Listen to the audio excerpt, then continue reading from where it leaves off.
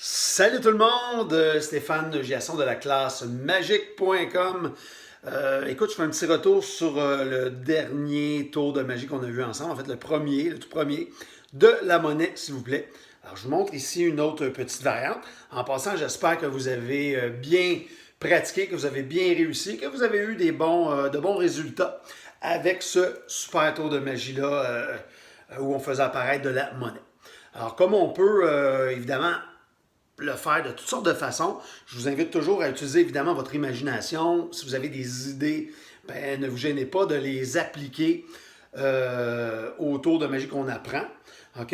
Alors, juste pour vous donner un exemple ici, tiens, sur sur mon petit papier, j'ai dessiné c'est un bonbon. Ouais, je sais, ça a l'air d'un petit poisson rouge. Là. Je ne suis pas très bon en dessin. Alors, on fait la même chose. OK? Alors, c'est une variante de ce qu'on a appris la dernière fois. On peut évidemment utiliser les gestes que je vous avais mentionnés. OK? Et ce qu'on va faire, c'est simple. On va juste faire notre petit cône, tout simplement. Et comme c'est un bonbon, ben voilà, on peut faire apparaître comme ça un petit bonbon. Voilà. Puis pareil, hein? Ouais. Ben presque. Presque pareil. Bref, voilà. Alors voilà pour la petite variation du tour de magie qu'on avait vu de la monnaie, s'il vous plaît. Alors, ben moi, tout ce que je voulais vous dire, c'est continuer de pratiquer. Et évidemment, il y a un prochain tour qui s'en vient très, très bientôt. Alors, j'espère que vous êtes en forme pour ce prochain numéro qui va arriver sous peu. Dans quelques jours, je suis en train de regarder et de placer tout ça. Et je voulais juste vous parler un petit peu. En fait, je voulais vous montrer une technique aussi. Alors, une technique comme ça, tiens, avec des cartes. OK?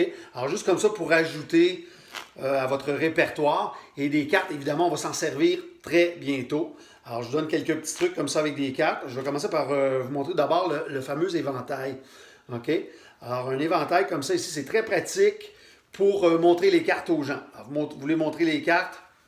Les gens veulent toujours voir les cartes. Hein? Alors, vous pouvez faire votre éventail et montrer à tout le monde que toutes les cartes sont bien différentes, qu'elles sont bien mélangées, qu'elles sont de la même couleur. Bon, peu importe la raison pour laquelle vous devez montrer vos cartes.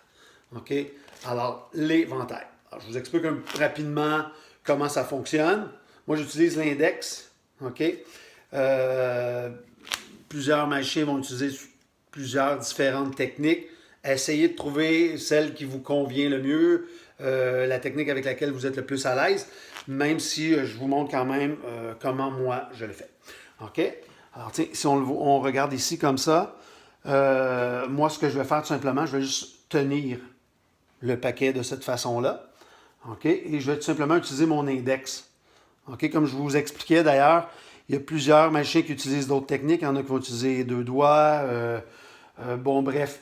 Le but, c'est de bien le réussir. OK? C'est pas dramatique. Si au début, ça se peut que vous soyez un peu tout croche, un petit peu tout mélangé. Mais à force de le faire, à force de le pratiquer, à force de jouer avec, vous allez bien le réussir. OK?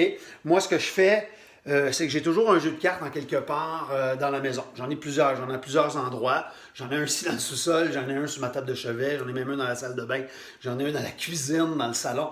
Bref, à toutes les fois que j'ai rien à faire, je prends mon jeu de cartes et puis je pratique toutes sortes de choses. Donc, la première technique que je vous montre, c'est celle-là ici, tout simplement pour faire un éventail.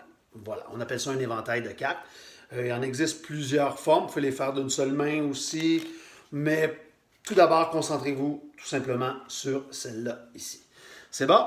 Alors, vous pouvez aller voir la vidéo de la monnaie, s'il vous plaît, si vous ne l'avez pas déjà vue. Et je commence tranquillement à vous parler du prochain tour de magie qui s'en vient. Et ça va être un classique de la magie, c'est-à-dire une ficelle coupée, reconstituée, avec des ciseaux. Vous aurez besoin des ciseaux, de la ficelle, une paille. Et ben, on se revoit très bientôt. Et si vous n'avez pas vu encore la vidéo de la monnaie, s'il vous plaît, je vous invite à aller le voir immédiatement. Il est toujours disponible. Et voilà, moi je vous laisse là-dessus. Bonne pratique encore une fois.